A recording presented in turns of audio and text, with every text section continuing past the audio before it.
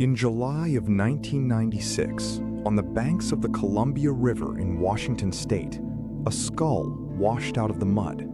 Then more bones, nearly a complete skeleton, one of the oldest, most intact ever found in North America.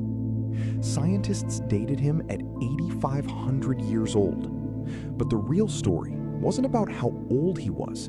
It was about who got to decide who he belonged to.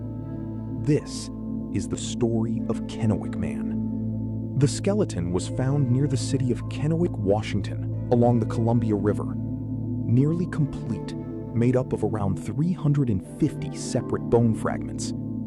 Early radiocarbon dating placed him at roughly 8,500 years old. That made him one of the oldest and most complete ancient skeletons ever discovered in North America. Forensic anthropologist James Chatters was brought in to examine the remains. What he found sparked immediate controversy. The skull's features, a long, narrow face, a prominent chin, unusually tall stature for the era, didn't match what scientists expected from ancient Native American remains. Almost immediately, the question became, who was this man? And who has the right to decide what happens to his bones? News of the discovery reached local Native American tribes almost immediately. The Confederated Tribes of the Umatilla, along with 4 other Columbia Plateau tribes, identified the remains as an ancestor, someone they came to call the Ancient One. Their belief was clear. Once a person is buried, their spirit is meant to remain undisturbed. The remains needed to be returned to the earth, not studied in a laboratory. The U.S. Army Corps of Engineers, which managed the land where the skeleton was found, agreed.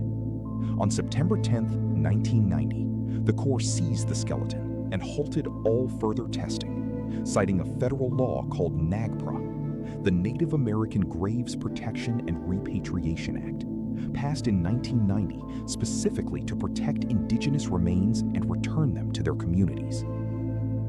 But a group of scientists disagreed. They argued the skeleton's unusual features meant its cultural affiliation wasn't yet proven, and that studying it could reveal critical information about the earliest human migrations into the Americas. The two sides were about to collide in federal court. What followed would become a landmark legal battle over the rights to the ancient dead. A coalition of scientists, including Smithsonian anthropologist Douglas Ousley, sued for the right to study the skeleton, becoming the first major legal test of NAGPRA since it had been signed into law. The case dragged on for years. In 2004, a federal appeals court ruled in favor of the scientists, finding there wasn't yet enough evidence to prove the skeleton was culturally affiliated with any modern tribe under the law as written. Researchers spent the next decade studying the remains at the University of Washington's Burke Museum. In 2014, Ousley's team published findings based on skull shape alone, suggesting the remains might be more closely related to Pacific populations like the Ainu of Japan or Polynesians, not to modern Native Americans at all. The claim reignited a much larger, contentious debate about who the very first Americans really were. But skull shape alone has always been an unreliable way to determine ancestry. The real answer was still waiting to be found, inside the bones themselves. It would take one more scientific breakthrough to finally settle the question. In June of 2015, everything changed. A team led by geneticist S.K. Willerslev at the University of Copenhagen began the process of sequencing Kennewick Man's genome, extracting DNA directly from one of his hand bones, a delicate, meticulous process. The results, published in the prestigious journal Nature, were definitive. Kennewick Man's closest living relatives were without question modern Native Americans. Specifically, they showed a strong genetic connection to the Confederated Tribes of the Colville Reservation, one of the 5 tribes that had claimed him from the very beginning. 20 years of debate about skull shapes and cultural affiliation were resolved by a single strand of ancient DNA. The tribes had been right all along. Science and tradition had finally arrived at the same truth.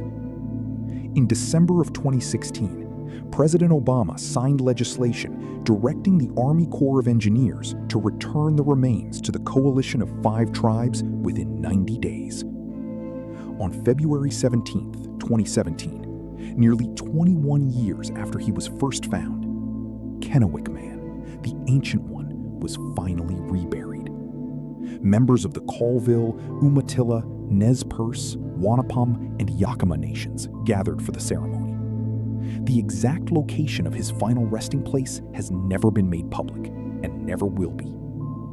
After 2 decades of court battles, scientific study, and public debate, one of the oldest known Americans was finally allowed to rest. A 21-year journey had finally come full circle. The river that first revealed him had, in a sense, welcomed him home. Kennewick Man's story isn't really about how old a skeleton was. It's about who gets to tell the story of the past, and who has the right to decide what happens to those who came before us. What do you think this case teaches us about respecting the past?